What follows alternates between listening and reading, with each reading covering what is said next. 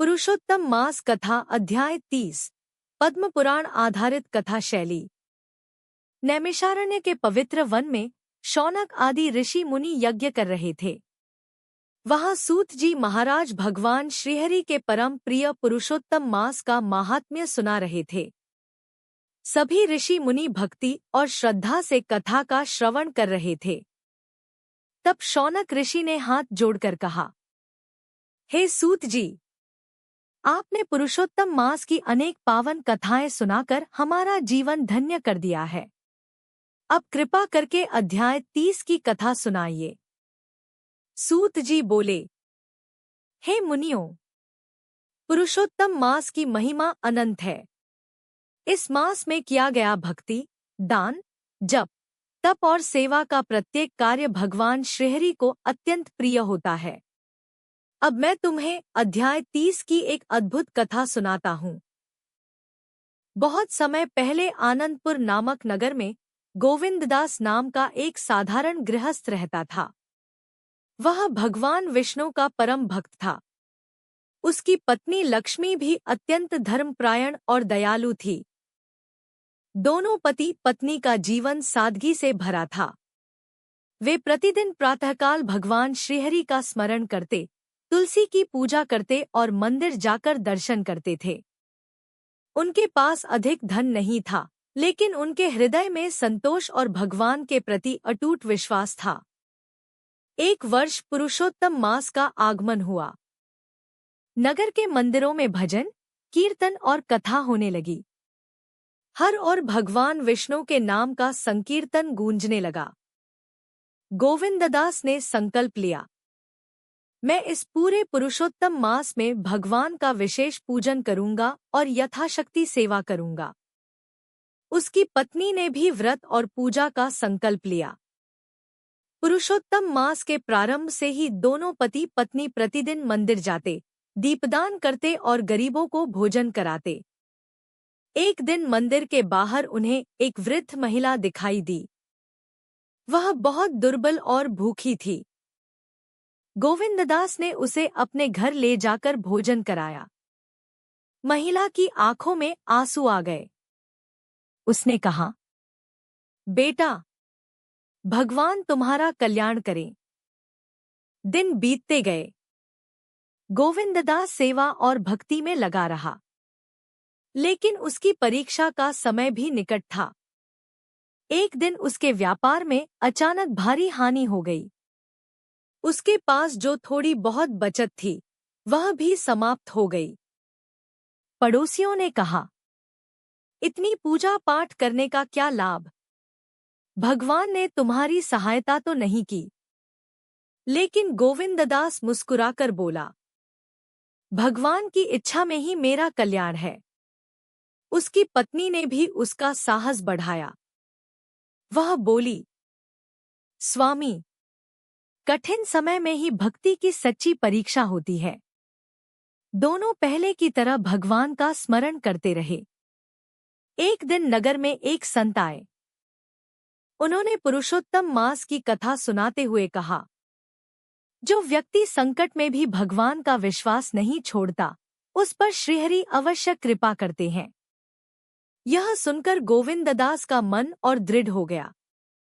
उसने निश्चय किया कि चाहे कैसी भी परिस्थिति आए, वह भगवान का नाम नहीं छोड़ेगा। कुछ दिनों बाद एक व्यापारी नगर में आया। उसका धन रास्ते में कहीं खो गया था। वह अत्यंत परेशान था। गोविंददास ने उसकी सहायता की और उसे आश्रय दिया। कई दिनों तक उसने उस व्यापारी की सेवा की। व्यापारी उसके व्यवहार से अत्यंत प्रभावित हुआ। एक दिन व्यापारी को पता चला कि गोविंददास आर्थिक संकट में है। उसने कहा, भाई, तुमने मेरी इतनी सहायता की है, मैं तुम्हारी सहायता करना चाहता हूँ। लेकिन गोविंददास ने विनम्रता से कहा, मैंने जो किया भगवान की सेवा समझकर किया है।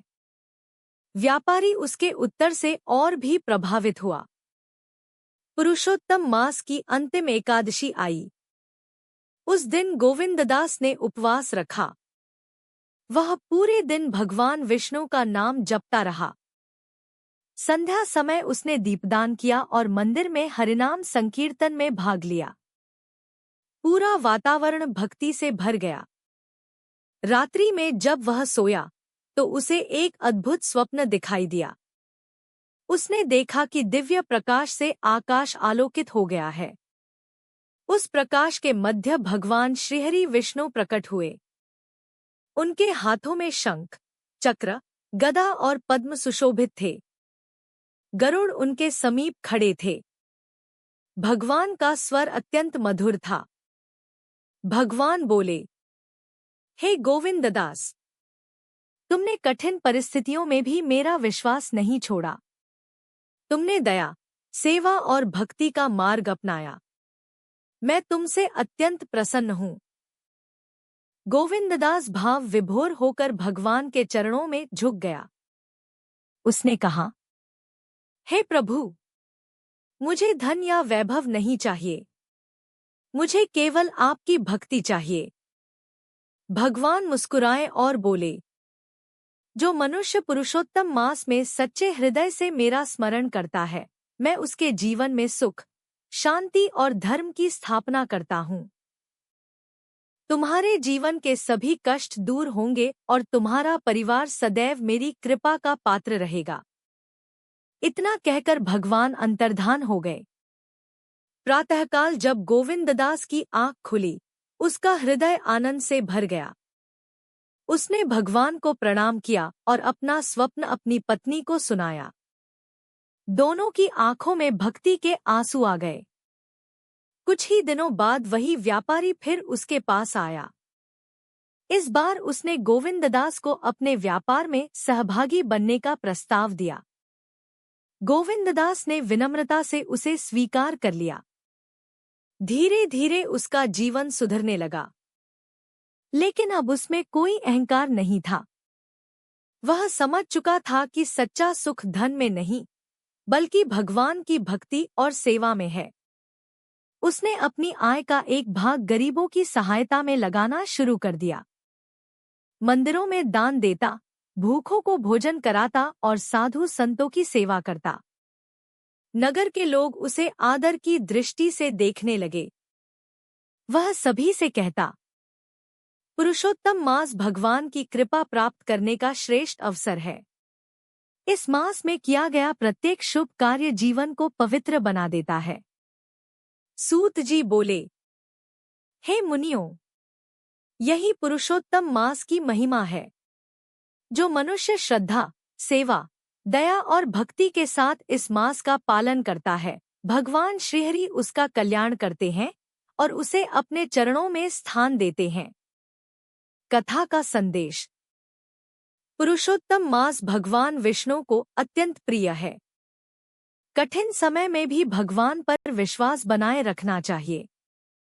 सेवा और दया भगवान को अत्यंत प्रिय है। सच्चा सुख धन में नहीं, बल्कि भक्ति में है।